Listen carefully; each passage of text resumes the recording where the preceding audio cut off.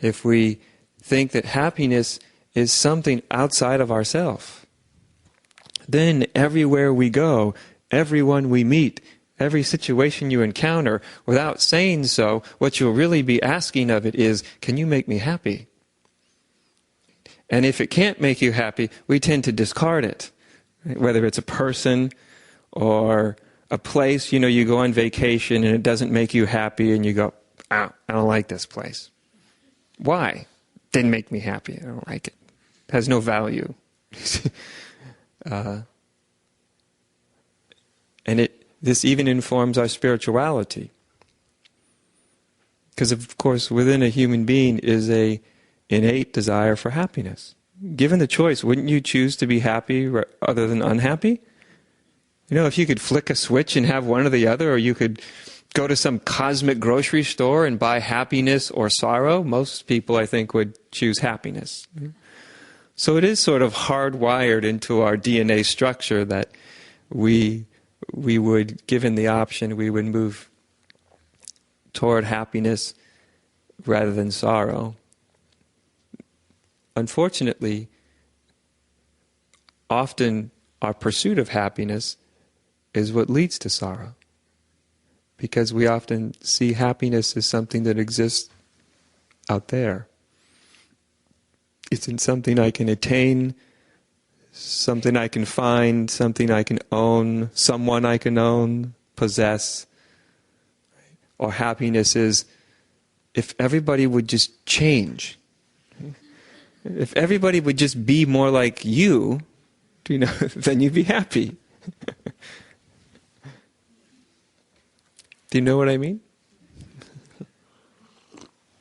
I think a lot of people go around their whole life baffled that everybody doesn't see everything like they do.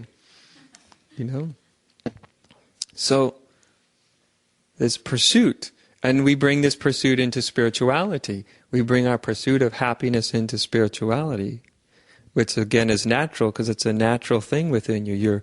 You're hooked up to prefer happiness over sorrow. And yet, if happiness is held as our highest virtue, our highest calling, if the pursuit of happiness is the most important thing to us,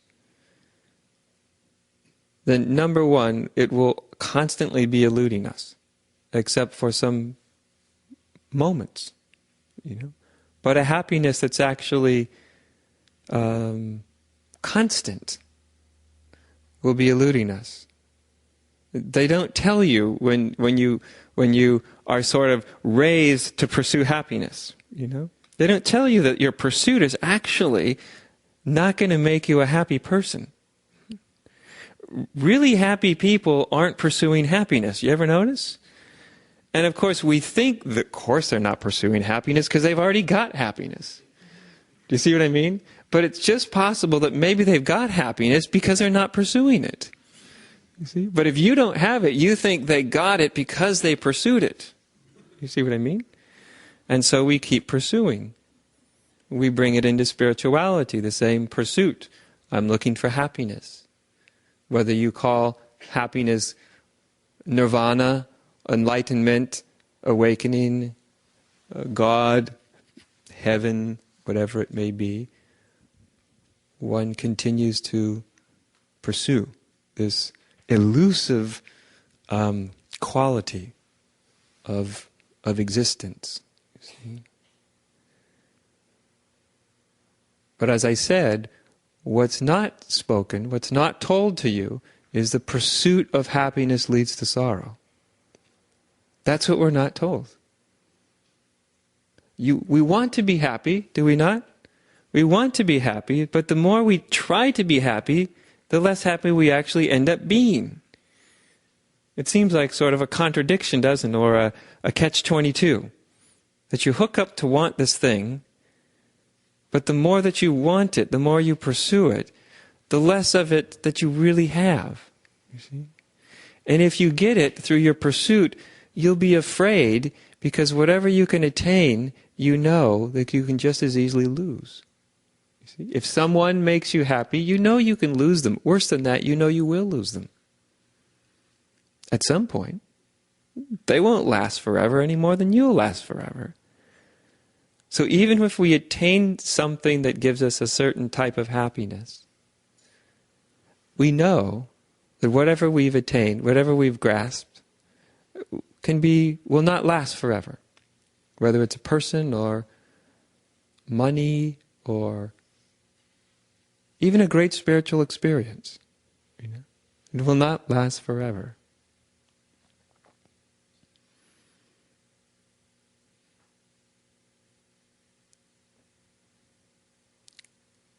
In the midst of all this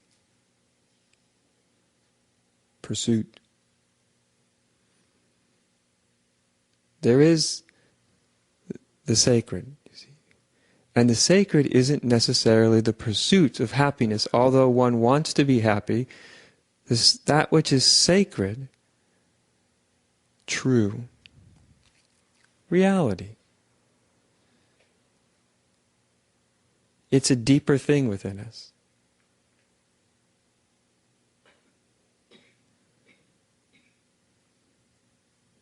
That which is sacred has the byproduct of a certain causeless happiness. Because that's the only lasting happiness there is a happiness that has no cause to it. If someone says, "Why are you happy?" and you just don't know. Do you see what I mean? True happiness doesn't have a cause. There's no reason for it. It's not the result of attaining something or finding something, or there's literally no reason for it. And that's the kind of happiness that comes out of the sacred. It's a causeless happiness, a sort of causeless peace. Causeless meaning there's no reason for it. It's just there. It's just the nature of reality is that there's this exuding of well-being.